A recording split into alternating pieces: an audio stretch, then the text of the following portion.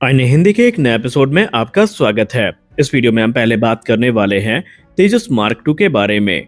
Tejas mark to वो platform है जिसके रोल आउट का इंतजार इस समय पूरा भारत देश कर रहा है, क्योंकि एरो इंडिया से हमें काफी उम्मीदें थी कि हमें तेजस मार्क टू का जो 1:1 स्केल मॉडल है वो देखने को मिलेगा, और उसके बाद हमें जो एडिशनल इन्फॉर्मेशन है इनके रोल आउट को लेकर वो सब सुनने को मिलेंगी। लेकिन इसमें हमें निराशा हाथ लगी, क्योंकि एरो इंडिया में तेजस से संबंधित बहुत कम रिपोर्ट्स हैं जो सामने आई। लेकिन अब एक ऐसी रिपोर्ट सामने आई है जो निसंदेह आपको थोड़ा निराश कर सकती है। जी नहीं, ये प्रोग्राम डिले को फेस नहीं कर रहा है। ये तो अच्छी खबर है कि डिले इसमें हमें बिल्कुल भी देखने को नहीं मिलेगी, तो घबराइए मत। लेकिन हाँ, एक चीज नहीं देखने को मिलेगी जिसका आप सब इंतजार कर रहे थे। दरअसल जब भी एचएएल कोई नया एयरक्राफ्ट रोल आउट करती है तो एक प्रॉपर फंक्शन आयोजित किया जाता है। एक कह सकते सेरेमनी होती है जहाँ पर आला अधिकारी होते हैं, हमारे रक्षा मंत्री होते हैं, या कभी कभी प्रधानमंत्री भी हमें देखने को मिल जाते हैं।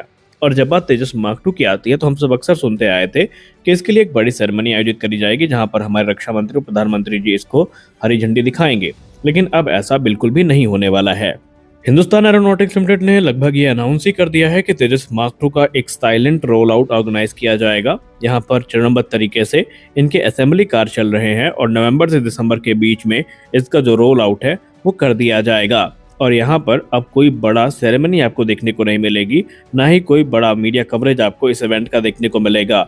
हाँ, इसकी खबर आपको शायद तभी मिल पाएगी जब इसकी पहली उड़ान को आयोजित कर लिया जाएगा। हालांकि आपको बता दें कि इस समय ये असेंबली के फाइनल स्तर पर है और रिपोर्ट्स में कहा जा रहा है कि फ्यूजलाज और दूसरे पार्ट्स आ चुके हैं और असेंबली लाइन में एयरक्राफ्ट पहुंच चुका है। और उसके बाद रोल आउट होगा।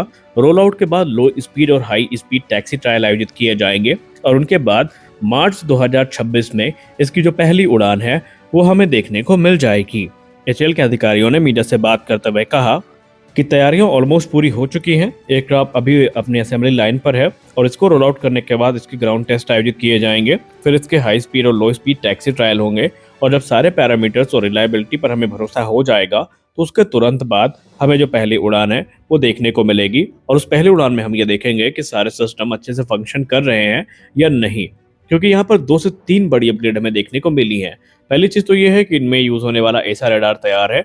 दूसरी बड़ी अपडेट ये है कि इसका जो infrared search and track system है ये भी बनके तैयार हो चुका है और इसके लिए प्रोडक्शन पार्टनर को भी सिलेक्ट किया जा चुका है। यानी तेजस मार्क टू प्रोग्राम में अब किसी प्रकार के डिले की कोई गुंजाइश नहीं है। कुछ लोगों के मन में यह भ्रम था कि इंजन डील तो फाइनलाइज नहीं हुई और जब तक इंजन डील फाइनलाइज नहीं होती एयरक्राफ्ट कैसे बनके तैयार होगा। तो उनके लिए बता दिया जाए कि ऑलरेडी भारत को लिमिटेड नंबर्स में ही सही पर F414 जो इंजन हैं वो दिए जा चुके हैं और इन्हीं इंजन का इस्तेमाल प्रोटोटाइप डेवलपमेंट फेज में होने वाला है।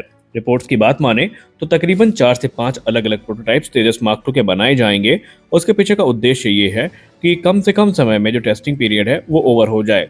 यहाँ पर टारगेट रखा गया है कि 2028 तक टेस्टिंग को पूरा करके इसी वर्ष के अंत तक इनको जो है प्रोडक्शन में उतार दिया जाए और 2028 के अंत से या 2029 की शुरुआत से इनका जो मास प्रोडक्शन है वो शुरू किया जा सके। और निसंदेह भारतीय वायुसेना इस टाइमलाइन से थोड़े तो राहत महसूस कर रही होगी, क्योंकि अभी तक हम लोग ऑलरेडी सिर्फ डिले, रोल आउट डिले और प्रोग्राम में डिले की खबर सुनते आए थे। और अभी भारतीय वायुसेना प्रमुख ने अपनी खुद फ्रस्ट्रेशन को व्यक्त किया जब उन्होंने एरो इंडिया में कह दिया कि एचएएल पर अब उन्हें कॉन्फिडेंस नहीं है, क्योंकि लेट लतीफी से भारतीय वायुसेना काफी परेशान है।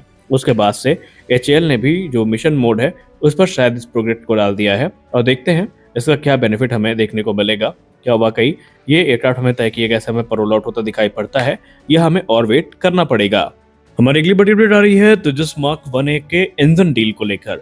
आप सबको पता है कि जनरल इलेक्ट्रिक अभी तक इंजन डिलीवर नहीं कर पाया है, जिसके चलते जो तेजस मार्क 1A की डिलीवरी है इसमें एक बड़ा अड़ंगा इंडियन एयरफोर्स को और एचएएल दोनों को फेस करना पड़ रहा है। लेकिन इसी बीच HAL chairman DK Sunil sir ने एक महत्वपूर्ण बात बताई है। दरअसल डीके सुनील सर ने मीडिया से बात करते हुए कहा कि जनरल इलेक्ट्रिक की तरफ से जो इंजन का पहला बैच है इसकी टेस्टिंग उनकी फैसिलिटीज में चल रही है और यहाँ पर इंश्योर किया जा रहा है कि सारे पैरामीटर्स पे ये इंजन खरा उतर रहा है, क्योंकि इसके तुरंत बाद मार्च तक ये इंजन भारत को डिलीवर कर दिए जाएंगे और बाद में इन्हीं इंजन से इक्विप्ड होकर के जो तेजस मार्क 1A फाइटर एयरक्राफ्ट हैं ये भारतीय वायुसेना को डिलीवर किए जाएंगे। उन्होंने कहा कि हमारा लक्ष्य साफ है कि हमें कम से कम समय में भारतीय वायुसेना को जो तेजस एयरक्राफ्ट है वो डिलीवर करने हैं। आपको एरो इंडिया तो याद ही होगा, जहां पर यह स्पष्ट हुआ था कि भारतीय वायुसेना प्रमुख एकदम इनको लेकर खुश नहीं है और उन्होंने कहा था कि हमें एचएएल पर कॉन्फिडेंस नहीं है और क्योंकि अभी तक ये जो चीज़ क्लेम करते हैं उसको पूरा नहीं कर पाते। भारतीय वायुसेना प्रमुख ने उस समय कहा था कि यहाँ पर आने से पहले मुझसे कहा गया था कि फरवरी तक हमें 11 तेजस मार्क 1 देखने को मिलेंगे, लेकिन अभी एक भी एयरक्राफ्ट हमारे पास नहीं है। और ये जो आप तेजस मार्क 1 देख पा रहे हैं ये एक्चुअल तेजस मार्क 1 भी नहीं है। आप सिर्फ कुछ सॉफ्टवेयर चेंजेस और माइनर डिजाइन मॉडिफिकेशन को तेजस मार्क 1 नहीं बोल सकते जब तक इसमें प्रॉपर हथियार इंटीग्रेट नहीं किए जा सकते। खैर, एचएएल प्रमुख ने भी कहा था कि हम भारतीय वायुसेना प्रमुख की फ्रस्ट्रेशन को समझते हैं और उनके गुस्से के कारण को समझते हैं, लेकिन यहाँ पर एक चीज़ अभी आपको समझनी होगी कि यहाँ पर पूरी गलती एचएएल की नहीं है। एचएएल अपने लेवल पर पूरा प्रयास कर रहा है, लेकिन इंजन डिलीवरी न हो पाने के कारण एयरक्राफ्ट अभी तक डिलीवर नहीं किए जा सके हैं। लेकिन अब यहाँ पर एचएएल को पूरा भरोसा है कि जनरल इलेक्ट्रिक के साथ जो बातचीत है वो हो चुकी है और सप्लाई चेन इशूज जो कि कोविड-19 और अलग अलग कारणों की वजह से डिस्टर्ब हुई थी, प्रभावित हुई थी, उसको सामान्य करने का प्रयास किया जा रहा है। उन्होंने कहा कि इस समय अमेरिका की जनरल इलेक्ट्रिक को भी पता है कि उनके लिए टारगेट काफ़ी बड़ा है और अभी सेकेंड बैच में तकरीबन 120 एडिशनल इंजन का जो ऑर्डर है भारत की तरफ से प्लेस किया जाना है और इसको समय पर डिलीवर भी करना है।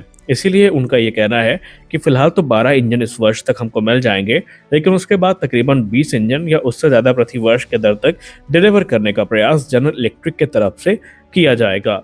यानी कि एचएएल का ये भी कहना है कि हम सब इंजन डिलीवरी के भरोसे नहीं बैठे हैं, हम एयरक्राफ्ट का जो निर्माण है वो अनवरत करते रहेंगे, पार्ट्स मैन्युफैक्चरिंग चलती रहेगी और जैसे जैसे हमारे पास जो नए इंजन हैं आने शुरू होंगे हम उनसे इक्विप करके एयरक्राफ्ट भारतीय वायुसेना को डिलीवर करते रहेंगे। उनका टारगेट है 2028 से 29 तक सभी तेजस मार्क 1 फाइटर एयरक्राफ्ट की डिलीवरी को कंप्लीट करके अपना जो ध्यान है वो तेजस मार्क 2 की तरफ इंगित करना। तेजस मार्क 1 भारतीय वायुसेना के लिए इस समय सबसे इम्पोर्टेंट है क्योंकि भारतीय वायुसेना जल्द से जल्द जो तेजस मार्क 1 है इनकी सहायता से जो मिग-21 ऑपरेशनल हैं इनको रिटायर करना चाहते हैं और इन्हें वेस्टर्न सेक्टर पे डिप्लॉय किया जाएगा, जहां पर पाकिस्तान की तरफ से चल रही गतिविधियों पर जो नज़र है वो बना के रखेंगे। क्योंकि हम सब एक बात भली भांति जानते हैं कि इस समय हमारे पास मिग-21 का कोई परफेक्ट रिप्लेसमेंट नहीं है और अगर हमें इसकी डिलीवरी भी टाइम से ना मिली तो फिर निस्संदेह हमारे लिए दिक्कतें बढ़ सकती हैं और ये बात भारतीय वायुसेना भी अच्छे से जानती है और एचएएल को भी ये बात समझ में आ चुकी है। तो आशा करते हैं कि यहाँ पर अब किसी प्रकार के डिले देखने को ना मिले और जो वादे किए गए हैं उसको पूरा करने में वो सक्षम हो। फिलहाल आपको क्या लगता है, क्या जनरल इलेक्ट्रिक वाकई अपने वादे को पूरा कर पाएगी और आप भारतीय वायुसेना के इस अभी स्थिति के लिए किसको जिम्मेदार समझते हैं और आपको क्या लगता है एडिशनल 120 इंजन का ऑर्डर करना हमारे लिए एक हितकारी डिसीजन होगा या नहीं? अपनी राय आप कमेंट सेक्शन में जरूर दें। मिलते हैं अगले वीडियो में, तब तक के लिए जय हिंद।